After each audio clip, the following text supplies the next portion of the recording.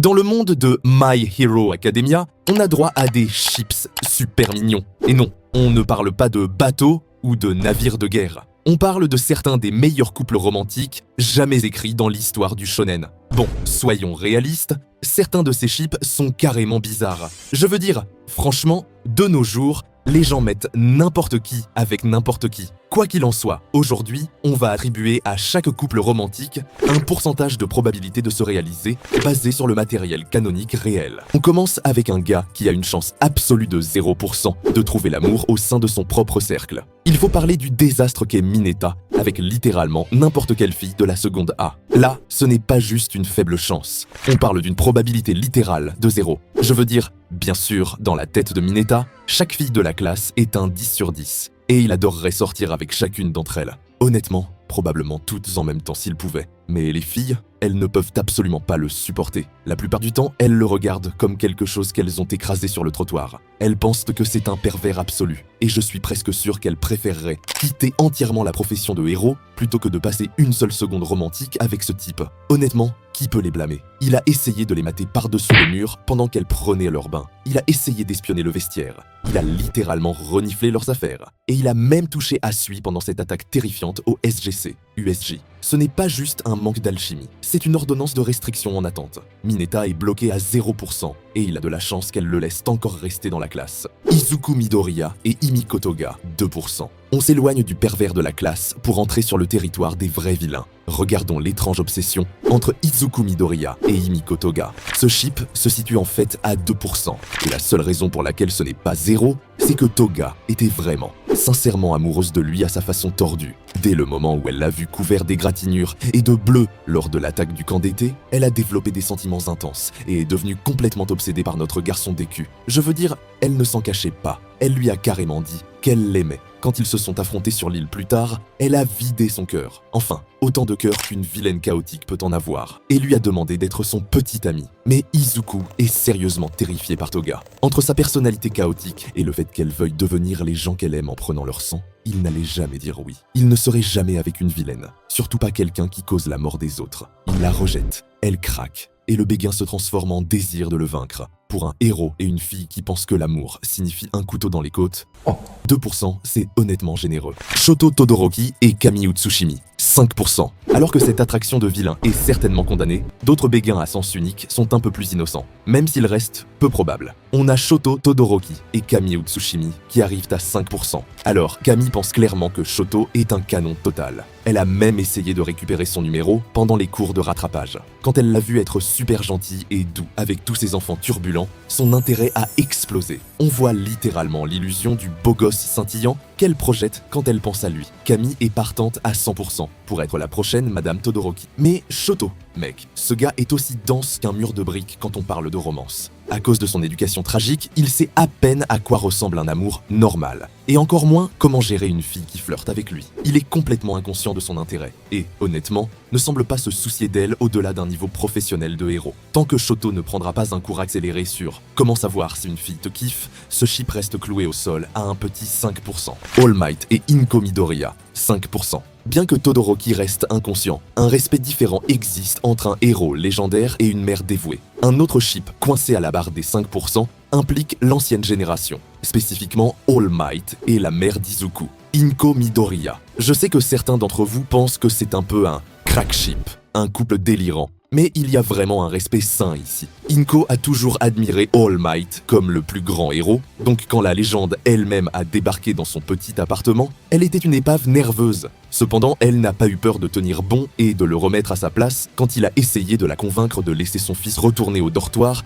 après tout ce qui s'était passé. Quand All Might a littéralement incliné sa tête jusqu'au sol, Dogeza, et promis de protéger son fils même si ça devait lui coûter sa propre vie, elle a été stupéfaite. À partir de ce moment, ils ont développé un profond respect des mutuelles. All Might a même déclaré officiellement qu'elle est un parent incroyable qui lui rappelle son propre mentor, Nana Shimura. Même si les fans adorent imaginer ces trois-là comme une grande famille heureuse, il y a un énorme éléphant dans la pièce. Inko est une femme mariée. On ne voit pas beaucoup Papa Midoriya, mais tant qu'il est dans le tableau, All Might est juste l'ami de la famille le plus cheaté du monde. Bakugo et Uraraka, 8%. Si les liens familiaux sont compliqués, Le respect basé sur la rivalité dans la classe seconde A amène les choses à un tout autre niveau d'intensité. Si on veut parler de chips qui ont complètement cassé Internet, malgré le fait qu'il n'ait presque aucune chance d'arriver, il faut parler de Bakugo et Uraraka à 8%. C'est un chip que les gens aiment passionnément ou détestent avec la force de 1000 soleils.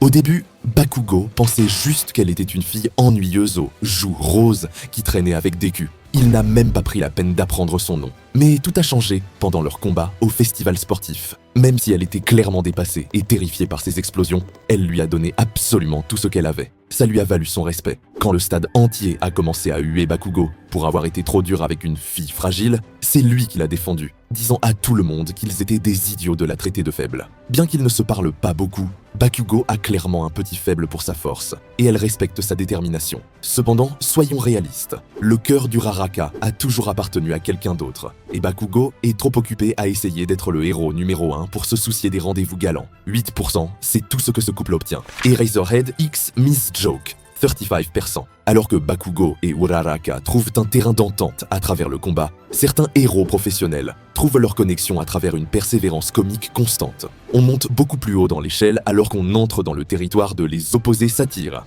On trouve Eraserhead et Miss Joke assis à 35%. Ces deux-là ont une histoire qui remonte à des années. Et ne nous mentons pas, Miss Joke est la seule personne qui peut embêter Aizawa sans se faire effacer de l'existence. Elle flirte avec lui constamment, dit à tout le monde qu'ils sont en couple, et lui a demandé de l'épouser plus de fois qu'on ne peut compter. Elle a même suggéré qu'ils fondent une famille qui ne s'arrête jamais de rire. Aizawa fait comme s'il détestait chaque seconde de tout ça, et prétend que ses blagues ne sont pas drôles. Mais il la supporte plus qu'il ne le fait avec n'importe qui d'autre. Il la respecte en tant qu'héroïne et enseignante. Et au fond, vous savez qu'il apprécie le badinage au moins un petit peu. C'est le trope classique du chat grincheux rencontre le rayon de soleil. Si quelqu'un doit finir par briser la carapace glaciale d'Aizawa et le faire sourire, c'est elle. 35% semble être un pari solide pour ces deux pros.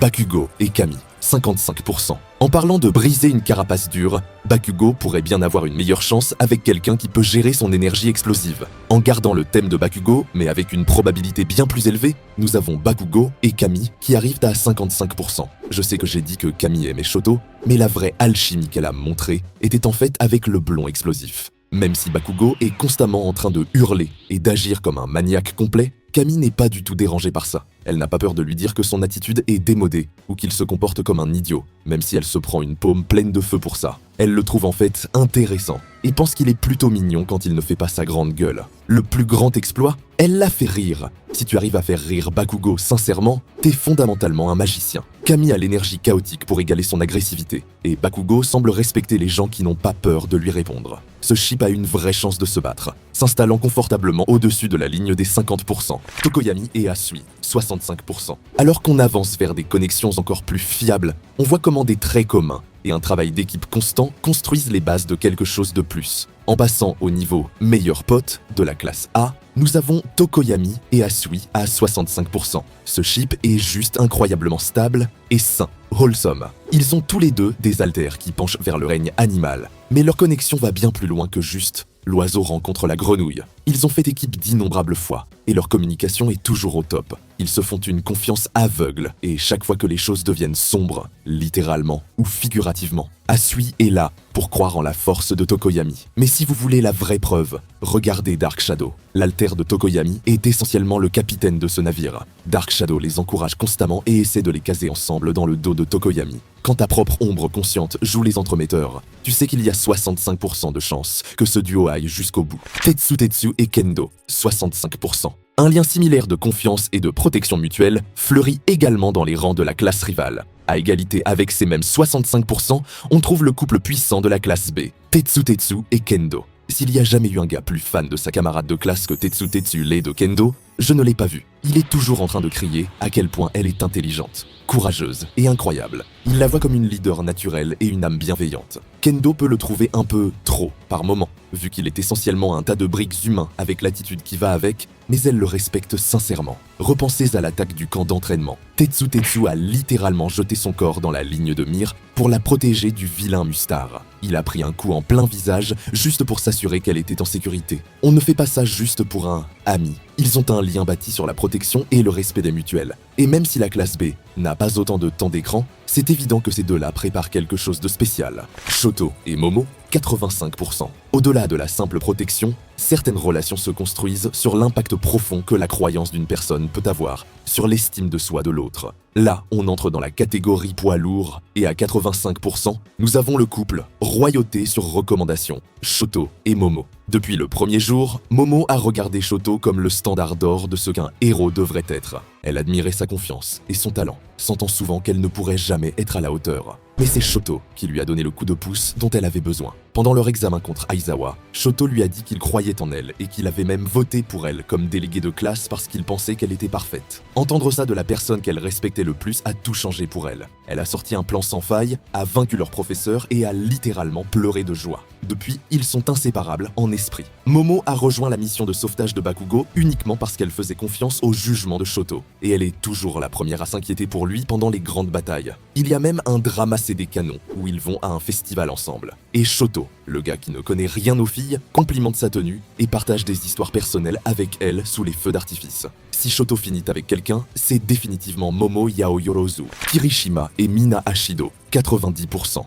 Alors que Shoto et Momo partagent un respect silencieux, d'autres couples partagent une histoire qui a complètement transformé leurs identités. Atteignant la barre des 90%, nous avons le lien incroyablement émotionnel entre Kirishima et Mina Ashido. Ces deux-là remontent jusqu'au collège, et leur histoire est digne d'une légende. Kirishima manquait vraiment d'assurance avant, et il admirait Mina parce qu'elle était tout ce qu'il n'était pas. Courageuse, flashy et une héroïne née. C'est elle qui s'interposait pour arrêter les brutes, alors qu'il était trop figé par la peur pour bouger. Il a littéralement modelé son personnage de Red Riot d'après le courage qu'elle a montré à l'époque. Quand ils sont arrivés au lycée, Mina a été la première à encourager son nouveau look et son esprit viril. Ils ont une connexion bâtie sur des années de croissance mutuelle. Kirishima a traversé un mur de feu pour la sauver d'un vilain géant, et Mina a même basé son coup ultime sur sa forme unbreakable. Dans la guerre finale, après que Mina s'est effondrée et que Kirishima l'a rattrapée, ils ont eu un moment tout droit sorti d'un film romantique. Il lui a dit qu'elle avait toujours été son héros. 90%, c'est le minimum absolu pour ces deux-là.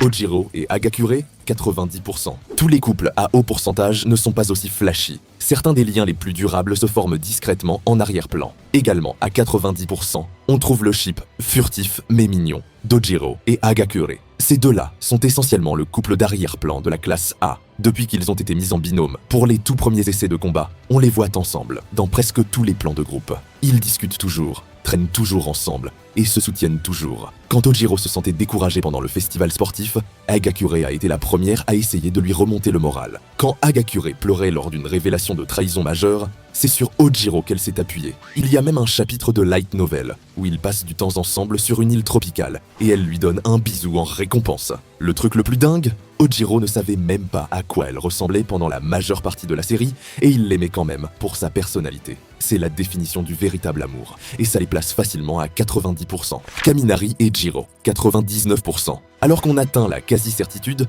on trouve une paire dont les vies et les carrières sont devenues complètement entremêlées par une passion commune. On s'approche incroyablement près de la ligne d'arrivée avec 99% pour le duo favori des fans, Denki Kaminari et Kyoka Jiro. Ces deux-là sont essentiellement des âmes sœurs, même si Jiro passe la moitié de son temps à le vanner. Elle le traite d'idiot, le pousse vers les vilains et rit aux éclats quand son cerveau court-circuite. Mais elle tient à lui plus que quiconque. Denki a été celui qui lui a donné la confiance d'embrasser son amour pour la musique quand elle sentait que ce n'était pas assez héroïque. Et pour Denki, Jiro est littéralement la personne la plus importante de son monde. Pendant un raid massif de la guerre, alors qu'il craignait pour sa vie, on lui a dit de penser à la personne qui comptait le plus pour se donner du courage, et son esprit est allé directement vers elle. Il s'est battu comme une bête, juste pour s'assurer qu'elle restait en sécurité. À la fin de la série, leurs agences de héros sont littéralement juste à côté l'une de l'autre. Ils essaient de faire comme si c'était une coïncidence, mais on sait tous qu'ils sont ensemble. 99% parce qu'ils sont pratiquement confirmés partout, sauf sur un faire-part de mariage formel.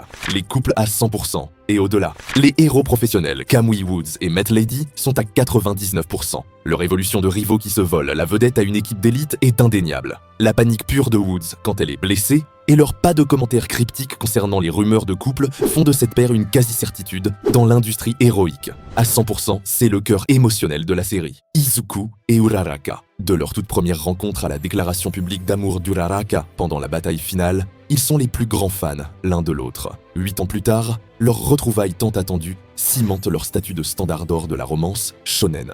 Vekuro Hiro et Komori de la classe B atteignent aussi les 100%. Ce qui a commencé comme un béguin nerveux est finalement devenu une relation confirmée. De même, Yoshindo et Tatami Nakagame sont officiellement canons. Leur dynamique sismique et leur profonde inquiétude pendant la guerre les ont solidifiés comme un couple formel. Enfin, Gentle Criminal et La Brava cassent l'échelle avec un pourcentage infini. Leur amour est un super pouvoir, alimentant la force de Gentle. Maintenant heureusement mariés et dirigeant GL Incorporated, leur lien reste la fin la plus romantique et dévouée de la série. Leur parcours est une véritable success story incroyable. Quel couple est le meilleur selon vous? Dites-le moi dans les commentaires ci-dessous. Merci d'avoir regardé et assurez-vous de regarder cette prochaine vidéo pour encore plus de contenu héroïque génial.